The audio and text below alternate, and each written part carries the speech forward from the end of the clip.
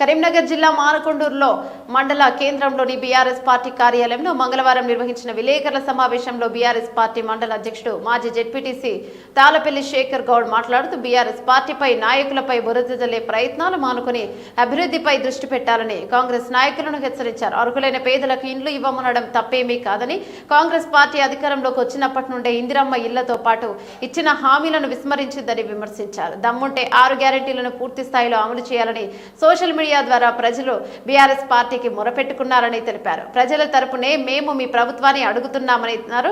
కొండపలకల గ్రామానికి చెందిన బీఆర్ఎస్ గ్రామ శాఖ అధ్యక్షుడు బుల్లం శ్రీనివాస్ ను పార్టీ నుండి తొలగించిన విషయాన్ని ప్రస్తావిస్తూ ఆయన కాంగ్రెస్ పార్టీ ప్రెస్ మీట్ లో కూర్చొని పార్టీ క్రమశిక్షణ చర్యలకు పాల్పడ్డారని పేర్కొన్నారు. ఆయనకు కాంగ్రెస్ ప్రభుత్వం ఇల్లు ఇచ్చినందుకు సస్పెండ్ చేస్తారని, ప్రజలను కాంగ్రెస్ నాయకులు సోషల్ మీడియాలో విష ప్రచారం చేయడం సరైనది కాదన్నారు. బీఆర్ఎస్ పార్టీపై స్క్రిప్ట్ రాసిచ్చి విమర్శలు చేయడానికి శ్రీనివాస్ ను వాడుకుంటున్నారని, స్థానిక ఎన్నికల్లో కాంగ్రెస్ ప్రభుత్వానికి ప్రజలే తగిన గుణపాఠం చెప్తారని తాళపల్లి శేఖర్ గౌడ్ ధీమాను వ్యక్తం చేశారు. విషయం మీరు మాట్లాడించినటువంటి బొల్లం శ్రీనివాస్ గారే మీ పక్కన కూర్చొని చెప్పినప్పుడు గతంలో జరిగిన చాలా విషయాలు కూడా ఉన్నాయి. వాటిని బేరీజ్ చేసుకుని ఒక కాంగ్రెస్ నాయకుల ప్రెస్ మీట్ లో కూర్చున్నటువంటి మా యొక్క నాయకుడిని సస్పెండ్ చేయకుండా క్రమశిక్షణ చర్యలు తీసుకోకుండా ఉండేటువంటి పార్టీ మాది కాదు. మా తెలంగాణ రాష్ట్ర సమితి, భారత రాష్ట్ర సమితి క్రమశిక్షణతో ఉన్నటువంటి పార్టీ, క్రమశిక్షణ కార్యకర్తలు నాయకులు కలిగినటువంటి పార్టీ. నేను అనుకుంటున్నా ఇదే బొల్లం శ్రీనివాస్ గారు గత ఎన్నికల్లోనే కాంగ్రెస్ నాయకులతో లోపాయికారి ఒప్పందం చేసుకుని మా పార్టీకి వెన్నుపోటు పొడిచి ఈనాడు ఇల్లు తీసుకున్నాడేమో అని నాకు అనుమానం వస్తుంది. ఎందుకంటే మేము సస్పెండ్ చేయాలనుకుంటే ఆయనకు నెల 15 రోజుల కిందట ప్రొసీడింగ్ వచ్చింది. నెల 15 రోజుల కిందట కేఎస్ఆర్ ఫంక్షన్ హాల్లో గౌరవ ఎమ్మెల్యే గారు అతనికి ప్రొసీడింగ్ ఇచ్చిండు. మేము అతనికి ఇల్లొద్దనుకుంటే ఆనాడే సస్పెండ్ చేసి ఉండాలి. నెల 15 రోజులు ఎందుకు మేము ఉపేక్షిస్తాం? పాత్రికేయ మిత్రుల సమక్షంలో ప్రజలందరూ కూడా ఈ విషయాన్ని తెలుసుకోవాలి. ఏనాడైతే ఆయన వర్క్ స్టార్ట్ చేసుకుని కార్యక్రమం అంతా జరిగి ఆయన పార్టీలోకి, కాంగ్రెస్ పార్టీలోకి వెళ్లాలనే ఒక దురుద్దేశంతో ప్రెస్ మీట్ లో కూర్చొని ఆయన తప్పుడు మాటలు మాట్లాడిండు. కాబట్టి మా ఎమ్మెల్యే గారిని, మా జిల్లా అధ్యక్షులను, మా ప్రభుత్వాన్ని, గత ప్రభుత్వాన్ని విమర్శించి ఆయన కూడా దానికి వత్తాసు పలికిండు. కాబట్టి క్రమశిక్షణ చర్యల కింద గతంలో చేసినటువంటి కొన్ని క్రమశిక్షణ రాయితీలను కూడా దృష్టిలో పెట్టుకుని క్రమశిక్షణ చర్యల కింద మాత్రమే అతన్ని సస్పెండ్ చేయడం జరిగింది. దానికి కాంగ్రెస్ నాయకులు ఒక పెయిడ్ బ్యాచ్ దొరికింది ఇక్కడ నియోజకవర్గంలో. గౌరవ ఎమ్మెల్యే గారిని తప్పుదోవ పట్టించి ఒక పెయిడ్ బ్యాచ్ ఇక్కడ కొన్ని అరాచకాలు సృష్టిస్తుంది. ఇది నియోజకవర్గంలోని ప్రజలందరూ కూడా తెలుసుకోవాల్సినటువంటి అవసరం ఉంది. బొల్లం శ్రీనివాస్ అనేటువంటి వ్యక్తికి ఇల్లు ఇచ్చినంత మాత్రాన మాకేం నష్టం లేదు.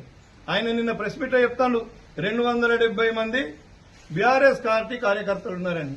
అసలు ఈ 270 మంది మరి నువ్వా ఎమ్మెల్యే కవంపల్లి సత్యనారాయణ గారా, మరి మీరే మంజూరు చేసిరా బీఆర్ఎస్ కార్యకర్తలు? నీకెక్కడికి వెళ్ళి వచ్చింది? ఇది కేవలం క్యాంప్ ఆఫీసులో వెనుక నడిపిస్తున్నటువంటి రాజకీయం, పెయిడ్ బ్యాచ్ మా పార్టీ మీద చేస్తున్నటువంటి బురద రాజకీయం మాత్రమే. మిస్టర్ బొల్లం శ్రీనివాస్, మాకు తెలుసు మేము పిచ్చుక మీద బ్రహ్మాస్త్రం వేయొద్దనే మేము 4 రోజుల నుంచి అది చేస్తున్నాం. గౌరవ ఎమ్మెల్యే గారు, మీ యొక్క పెయిడ్ బ్యాచ్ ఆటలు సాగనీయం.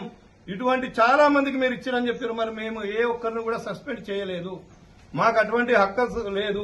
మేము కేవలం ప్రజలందరికీ రావాలని మాత్రమే మేము కోరుతున్నాం. కానీ వాళ్ళు ప్రజలను తప్పుదోవ పట్టిస్తున్నారు. మేము ఒకటే అడుగుతున్నాం, ఈ రోజు ఇల్లు రాని నిరుపేదలందరూ కూడా మీకు ఎదురు తిరుగుతారనే ఒక భయంతో మాత్రమే మా పార్టీ మీద, మా నాయకుల మీద బురద జల్లే ప్రయత్నం చేస్తున్నారు.